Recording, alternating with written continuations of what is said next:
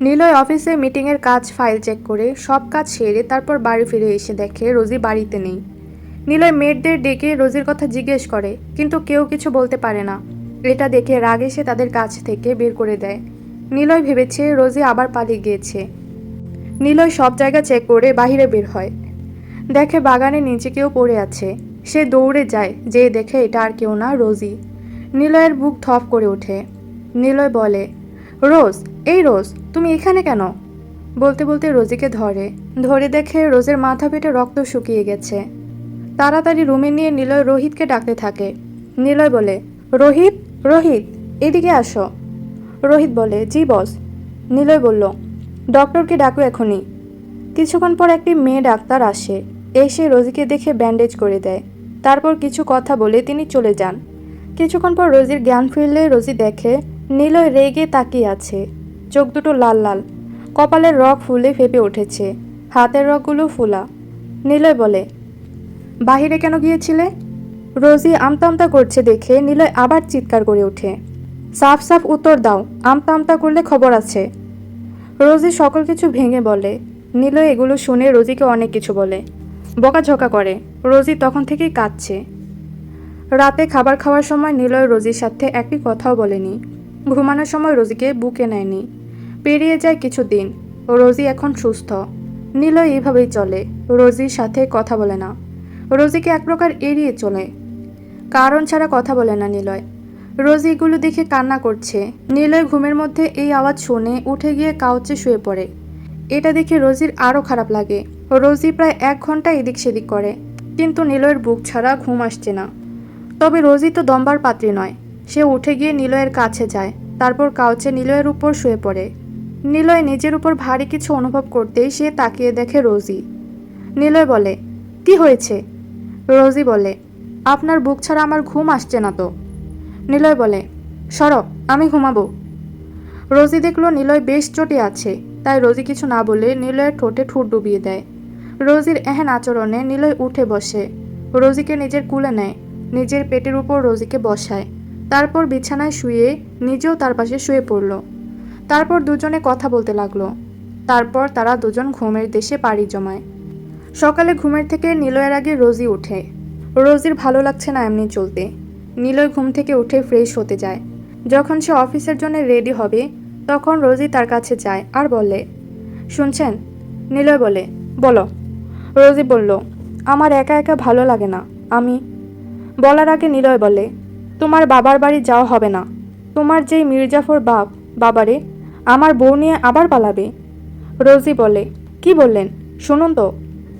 তার আগে নিলয় আবার বলে, তোমার বাবার বাড়ি থেকে সেনাবাহিনী, পুলিশ, র্যাব যাই আসুক, আর তোমার বাবার বাড়ি যেতে দেব না। রোজি বলে, তাহলে আমায় কোথাও ঘুরতে নিয়ে যান। নিলয় বলল, অফিসে অনেক কাজ যান। রোজি গাল ফুলিয়ে নিলয়কে বলে, আজ থেকে আমি পাশের ঘরে শোব। আমার রোজ পিরিয়ড থাকবে এখন থেকে। নিলয় ভেবাচেকে খেয়ে যায়। তার বউ তাকে থ্রেট দিচ্ছে। নিলয় তা আমলে নিল না। অফিসে চলে গেলে এটা দেখে রোজি আরও গাল ফুলায়। কিন্তু নিলয় যাওয়ার পর আরও খারাপ লাগা শুরু হলো। রোজি অনেকক্ষণ কাঁদলো। ছাদে গেল, বাহিরে গেল, কিন্তু ভালো লাগছে না। আবার ঘরে ফিরে কাঁদছে। কাঁদতে কাঁদতে রোজি ঘুমিয়ে পড়েছে। নিলয় 7টায় বাড়ি ফিরে দেখলো রোজি ঘুমায়। নিলয় গোসল করলো, করে রোজির কাছে গেল। গিয়ে রোজিকে দেখলো রোজির চোখ ভিজা। সে বুঝলো রোজি কাঁদছে।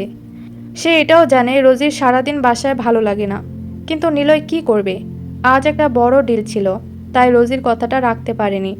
তাই ডিল করার মাঝেই নিলয় রোহিতকে বলে মালয়েশিয়ার 2টি টিকিট কেটে রেখেছিল। রোজিকে রাতে ঘুম থেকে ডেকে তুলল, কিন্তু রোজি কথা বলছে না, তাই নিলয়ও কথা বাড়ায়নি। রোজিকে সারপ্রাইজ দিবে বলে। রাতে খাবার টেবিলে নিলয় বলে, রোজ, খাবার ফিনিশ করো। রোজি বলল, না, আপনি বেশি করে খান। নিলয় বলে, রাগিও না আমাকে। রোজি আর কথা বাড়ায় না, ক্ষুধা পেটে। সকালের পর কিছু খায়নি, তাই খাওয়া শুরু করলো। খাওয়া শেষে দুজন উপরে গেল, গিয়ে নিলয় ফ্রেশ হতে গেল। এই সুযোগে রোজি বালিশ আর প্রয়োজনীয় জিনিস নিয়ে পাশের রুমে গেট আটকে শুয়ে পড়ল। নিলয় বের হয়ে রোজিকে না পেয়ে ডাকতে লাগলো। সে বুঝে গেছে রোজি রাগ করে পাশের রুমে চলে গিয়েছে। নিলয় ধাক্কা দিল, দেখলো গেট লক। নিলয় বলে, রোজ, দরজা খোলো। রোজি নিশ্চুপ। নিলয় আবার বলল, থাপড়ে গাল লাল করে দেব। রোজি নিশ্চুপ। নিলয় দেখল রোজি গেট খুলে না, তাই সে রুমে চলে গেল। নিলয় রুমে গিয়ে শুয়ে পড়ল, কিন্তু রোজিকে ছাড়া ঘুম আসছে না, তাই সে রুম থেকে চাবি নিয়ে রোজির রুম খুলে ঢুকে পড়ল। দেখল রোজি ঘুমায়। নিলয় কিছু না বলে কোনো হুঁশিয়ারি ছাড়া রোজির গেঞ্জিতে ঢুকে পড়ল। রোজি বলল, ছাড়ুন আমায়। নিলয় বলে, না, আই নিড ইউ। রোজি বলে, নো। নিলয় কি আর শোনে, সে কিছু না বলে লিপ কিস শুরু করে, কখনো ঠোঁটে ঠোঁট, কখনো গলায় মুখ গুজা। রোজি বলে, তাড়াতাড়ি করুন না, আমার শরীর জ্বলছে। নিলয় বলে, জান, আজ এতটুকুতে সীমাবদ্ধ, কালকে সব রেকর্ড ভাঙবো, কেমন? তারা এগুলো করতে করতে কথা বলতে বলতে ঘুমিয়ে যায়। সকালে রোজির আগে নিলয় উঠে সব প্যাক করে।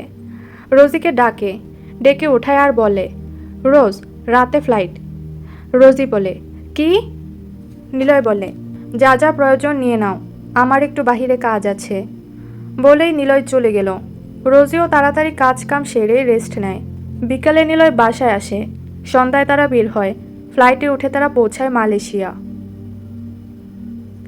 এইটুকুই ছিল ভিলেন গল্পের পর্ব 15।